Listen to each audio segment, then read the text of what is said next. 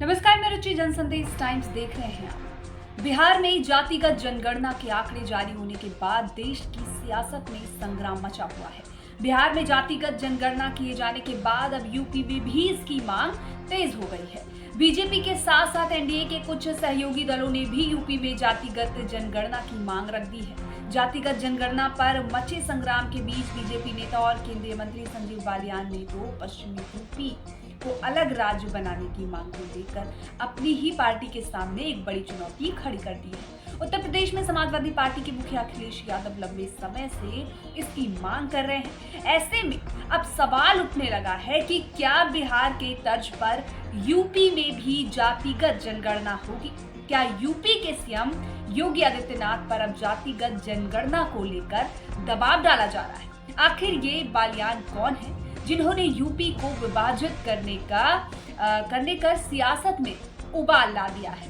Sanjeev Balyan UP के मुजफ्फरनगर से आते हैं। वर्तमान में बालियान की गिनती पश्चिमी यूपी के कदावर बीजेपी नेताओं में होती है। वहीं यूपी में 2013 में हुए सांप्रदायिक दंगों के बाद संजीव बालियान का नाम उभर कर सामने आया था। तब राज्य में अखिलेश यादव की सरकार थी। बीजेपी ने 2014 के लोकसभा चुनाव में बालियान को चुनावी मैदान में उतार दिया। बालियान बसपा सांसद कादिर राणा को 4 लाख वोटों से मात देते हुए उन्होंने जीत हासिल की थी। मुजफ्फरनगर सीट पर 4 लाख से अधिक वोटों से जीत हासिल करने के बाद पार्टी में संजीव बालियान का जो कद है वो बड़ा हो गया।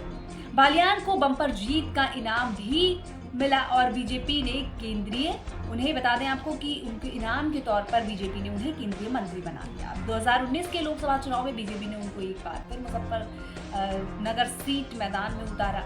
इस बार उनका मुकाबला रालोद के राष्ट्रीय अध्यक्ष स्वर्गीय चौधरी अजीत सिंह से था। बालियान ने पश्चिम के कदावर नेताओं में गिने जाने वाले अजीत सिंह को 6000 वोटों से मात देकर जीत हासिल की। जीत मिलने के बाद बीजेपी ने उन्हें फिर से मंत्री बना दिया।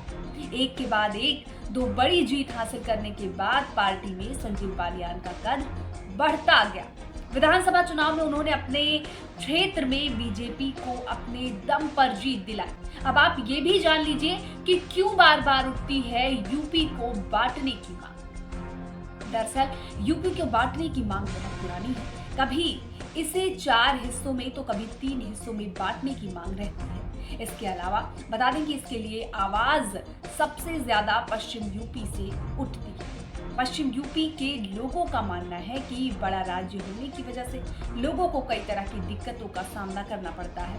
कुछ लोगों का मानना है कि अगर यूपी को बांट दिया जाए, जैसा कि मैंने आपको बताया कि यूपी को बांटने की मांग जो है वो लगातार उठती आ रही है और लगातार इस पर सियासत भी छिड़ती रहती है और सियासत देखने को मिलती है। अब एक बार जातिगत जनगणना है जो ये मांग उठी है, अब क्या यूपी के मुख्यमंत्री इस पर कोई अहम फैसला लेते हैं? क्या ये जनगणना होगी? क्योंकि कहीं ना कहीं अन्य पार्टियों की तरफ से मुख्यमंत्री पर दबाव भी बनता नजर आने वाला है। फिलहाल जो भी होगा देखना अहम होने वाला है। अब जो भी अपडेट्स होंगी वो आप तक जरूर पहुंचेंगी। तब तक के हमारे साथ बने रहिए और देखते रहिए जनसंदेश टाइम्स।